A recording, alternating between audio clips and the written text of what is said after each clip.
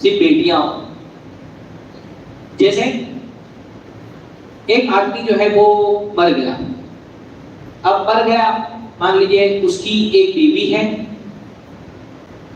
4 بیٹیاں ہیں اور باقی بھائی بہن ہیں. تو جائیداد کیسے تقسیم ہوگی؟ مرنے والے کی بیوی ہے، بیوی کو کتنا ملتا ہے جائیداد میں؟ 8واں حصہ ملے گا. اگر اولاد ہے تو 8واں ملے گا، اولاد نہیں ہے تو بیوی کو 4واں ملے گا. تو اولاد ہے نا، لڑکیاں ہیں تو بیوی کو کتنا ملے گا؟ 8واں ملے گا.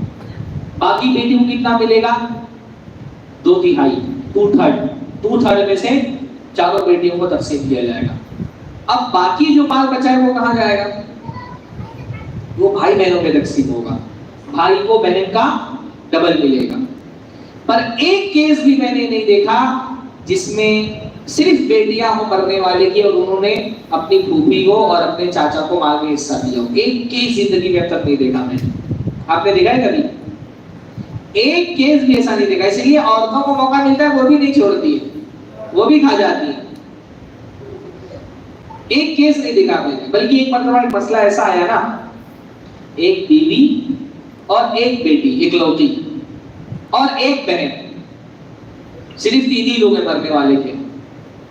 ایک بیوی ہے، ایک بیٹی ہے اور ایک بہن ہے. اب حصہ کیسے تقسیم ہوگا؟ بیوی کو 8واں حصہ ملے گا، بیٹی کو 8واں ملے گا. باقی پورا مال کس کے پاس جائے گا؟ بہن کے پاس جائے گا. بھائی بھی نہیں تھے اس کے، صرف بہن تھی. صرف پورا مال بہن کو مل جائے گا. اب ایسی صورت میں کیا ہو رہا تھا؟ بیوی سے زیادہ بہن کو ملے گا اس صورت میں. تو کوئی ماننے کے لیے تیار ہی نہیں تھا کہ بھائی بہن کو بیوی سے زیادہ کیسے مل جائے. ایسا کیسے ہو سکتا ہے؟ شریعت کا واضح حکم ہے بھائی. بہن وہاں پر عصبہ بنے گی، اس کو پورا باقی مل جائے گا، ریمیٹنگ شیئر پورا اس کو مل جائے گا.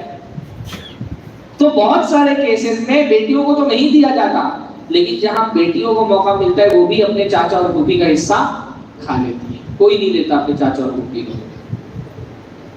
ایسے ہی بہت ساری صورتوں میں یہ دیکھنے میں آتا ہے کہ ماں باپ کو حصہ نہیں دیا جاتا. اچھا، اکثر کیسز میں آدمی جب مرتا ہے تو اس کے ماں باپ کی وفات ہو چکی ہوتی ہے، لیکن کبھی کبھی آدمی ارلی ایجز میں اس کی موت ہو جاتی ہے.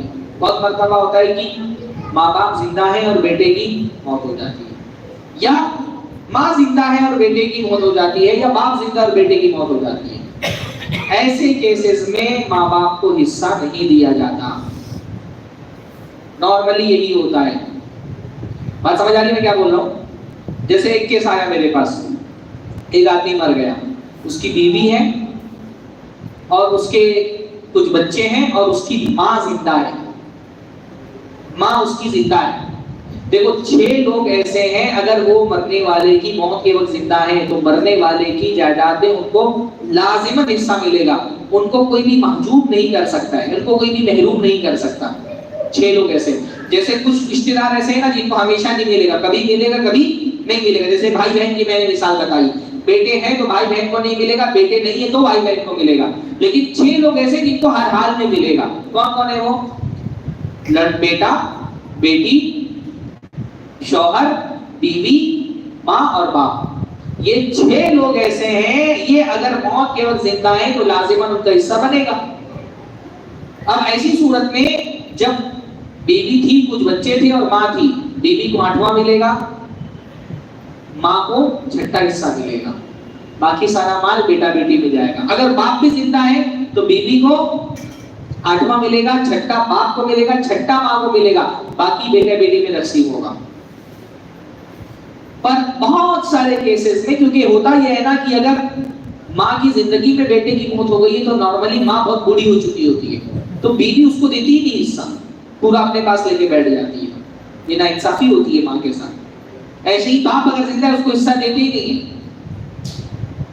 باپ اگر زندہ ہے لازماً اس کو اپنے بیٹے کی جائیداد میں حصہ ملے گا. تو ماں باپ بھی وہ ہیں جن کو محروم کر دیا جاتا ہے. ایسے ہی بعض صورتوں میں اگر باپ نہیں زندہ ہے، ماں نہیں زندہ ہے تو دادا اور دادی کو بھی حصہ ملے گا.